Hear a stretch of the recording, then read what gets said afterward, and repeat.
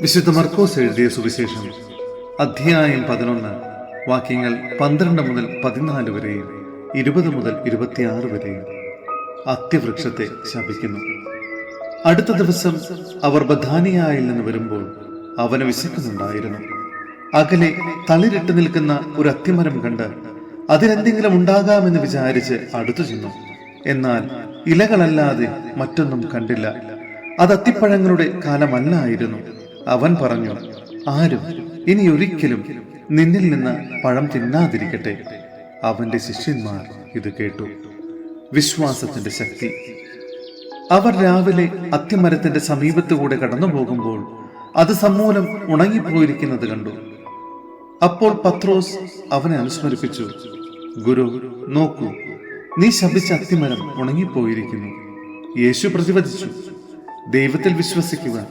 സത്യമായി ഞാൻ നിങ്ങളോട് പറയുന്നു, ആരെങ്കിലും ഈ മലയോട് ഇവിടെ നിന്നു മാറി കടലിൽ ചെന്ന് വീഴുക എന്ന് പറയുകയും ഹൃദയത്തിൽ ശങ്കിക്കാതെ താൻ പറയുന്നത് സംഭവിക്കുമെന്ന് വിശ്വസിക്കുകയും ചെയ്താൽ അവനത് സാധിച്ചു കിട്ടും. അതിനാൽ ഞാൻ പറയുന്നു, പ്രാർത്ഥിക്കുകയും യാചിക്കുകയും ചെയ്യുന്ന എന്തും ലഭിക്കുമെന്ന് വിശ്വസിക്കുവിൻ, നിങ്ങൾക്ക് ലഭിക്കുക തന്നെ ചെയ്യും.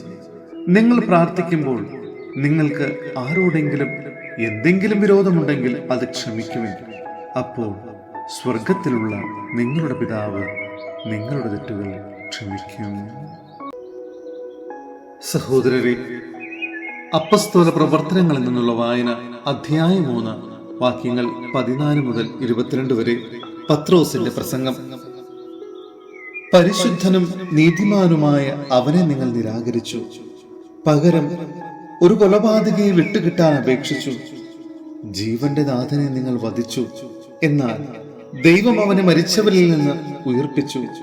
അതിനു ഞങ്ങൾ സാക്ഷികളാണ്.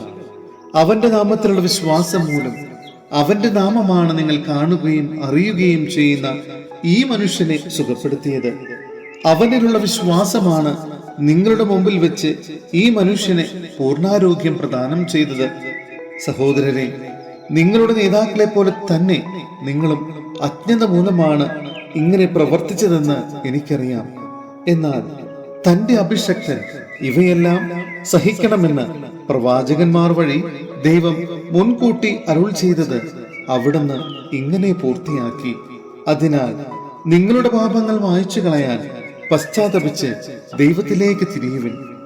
നിങ്ങൾക്ക് കർത്താവിന്റെ സന്നിധിയിൽ നിന്ന് സമാശ്വാസത്തിന്റെ കാലം വന്നെത്തുകയും നിങ്ങൾക്ക് വേണ്ടി ക്രിസ്തുവായി നിശ്ചയിക്കപ്പെട്ടിരിക്കുന്ന യേശുവിനെ അവിടുന്ന് അയക്കുകയും ചെയ്യും.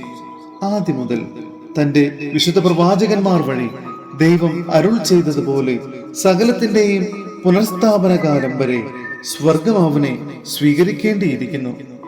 മോശ ഇപ്രകാരം പറഞ്ഞു, ദൈവമായ കർത്താവ് നിങ്ങൾക്കായി നിങ്ങളുടെ സഹോദരന്മാരുടെ ഇടയിൽ നിന്ന് എന്നെപ്പോലെ ഒരു പ്രവാചകനെ ഉയർത്തും.